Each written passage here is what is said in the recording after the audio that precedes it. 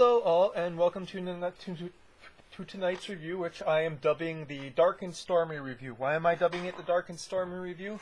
Well, you might hear it outside, but it's actually kind of stormy outside. Mostly wind, not too much rain, but enough that it is, kind of inclement, especially if you're like me and you have to go and walk around in the rain as part of your job. So what are we going to be having tonight? Well, very special review, because it's the first review of the type I'm doing. A rum review. This is Matusalem. Don Matusalem rum. Gran Reserva. Solera 15 blended. So this is a rum that was originally a Cuban rum, but Cuban rums are still not sold in America yet. I'm hoping soon that changes. So it is one made in the Dominican Republic using what was one of the other large rum-making families in Cuba, but not as big as the Bacardis or the people who ran Havana Club. Can't quite recall the name of the people who ran Havana Club because, like I said, rum's not my liquor. Why did I get rum? Well, for one, the prices on whiskey are starting to get a little bit nuts. And two, I want to go and expand my horizon, expand my palate a little bit further. So, why not? And why did I get this particular rum? Well, one, because it was on the top shelf. Always go for the top shelf. Two, it was the cheapest on the top shelf.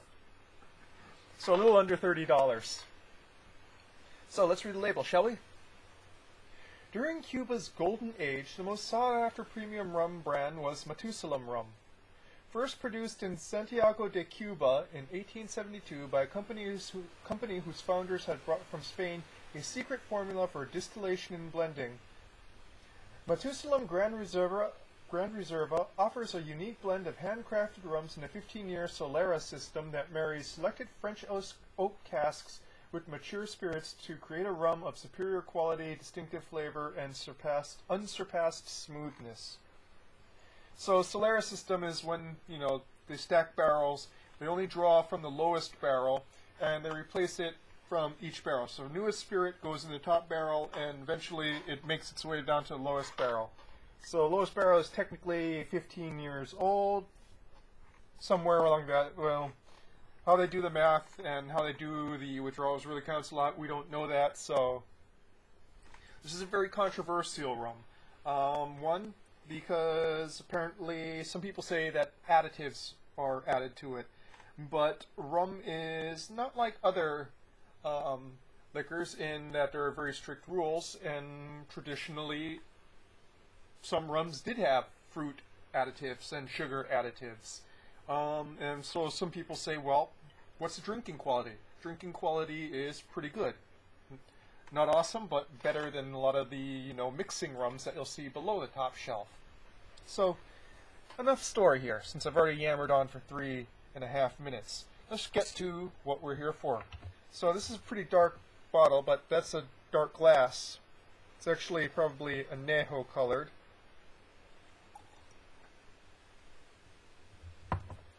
And I have to say, I've had a few glasses of this already to try it out. And honestly, I have to say, I want to explore more top shelf rums. I really, really like this. And if this is a controversial one, who even the people who, the rum fans who do like it rate only about, pretty much entrance level as a sipping rum, I'd love to see what awesome sipping rums are like. So let's look at this coloration here. Sort of an orange, yellow, almost a golden color. A little bit lighter than amber, I would say. Swirl it around. Pretty thick, slow droplets form and go back. So there's quite a bit of residual sugar in this.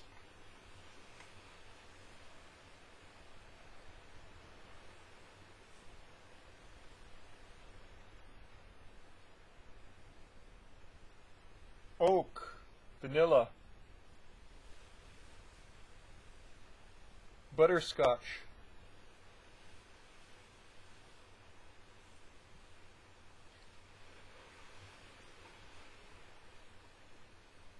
molasses.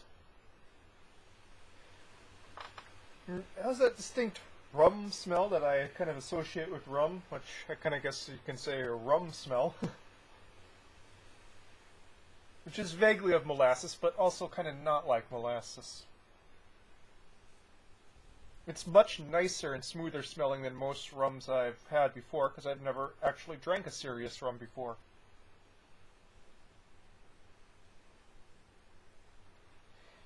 Bit more whiskey-ish in quality. You know, that woodiness is something that's kind of new to me.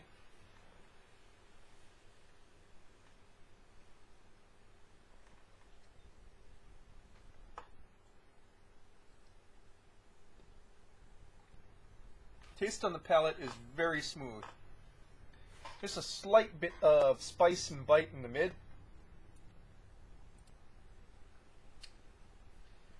Kind of astringent in the aftertaste, but also a very nice, effervescent, smoky note to it. You can kind of see why they say that this is Cuban-style rum, even though it's made in the Dominican Republic. So like all Cuban-style rums have a certain distinct smokiness to it, in which this one definitely does. Mind you, not like peat smokiness, not like Scotch whiskey smokiness, but just a hint of like a burning cigar, with a very light wrapper, mind you. It's not a dark wrappered cigar, but a light wrapper cigar.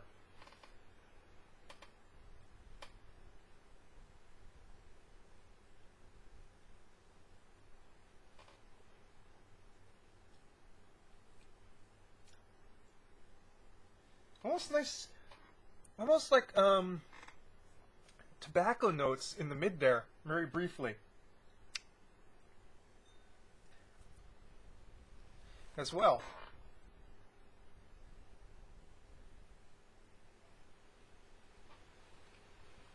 I should mention it is sweet throughout, from start to finish. Much sweeter than any whiskeys I've ever had, save for, you know, the Tennessee style, which tend to be on the sweet and very smooth side. But by no means is it a cloying sweetness. It's not like a liqueur. It's just sweet on the palate.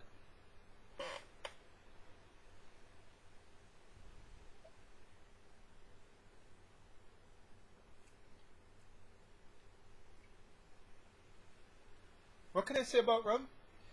Well, this high quality rum definitely goes down a lot smoother than a lot of whiskeys I've had do.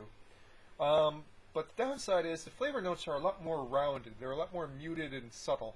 And this just might be the rum itself. Some of the bad reviews say that it's just, they called it beige, which is what I suppose that you would call something that doesn't have very distinct flavors that kind of pop out.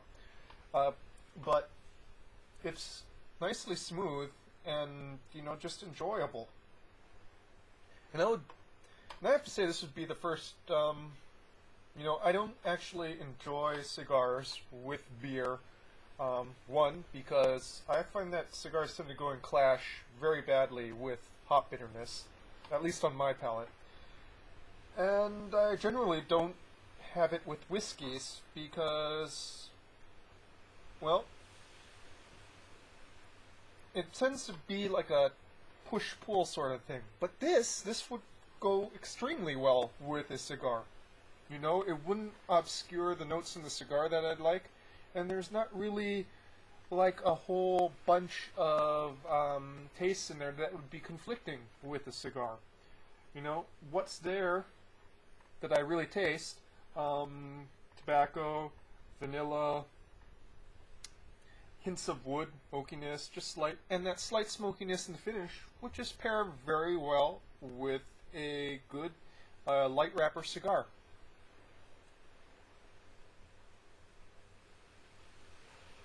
Say like something in a Connecticut wrapper.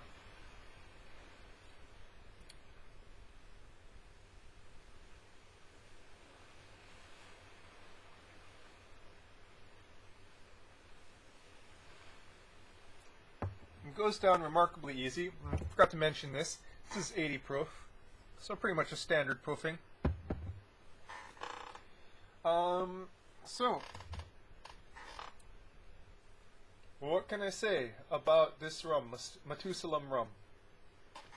Well, I like it, and you know, I think it's a great starting point to embark on a voyage in discovery of rum. When am I going to buy another bottle of rum and test it? Well, for one, when I have money.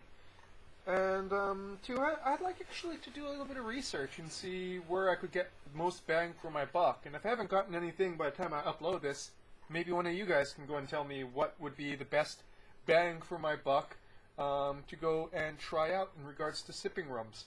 Because they do seem to be much more reasonably priced than, you know, whiskeys are right now. There's still kind of a boom market for whiskeys, kind of tough going. So, Matusalem.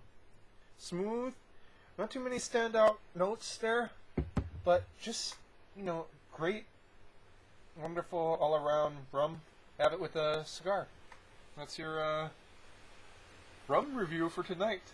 This dark and stormy night. Salud.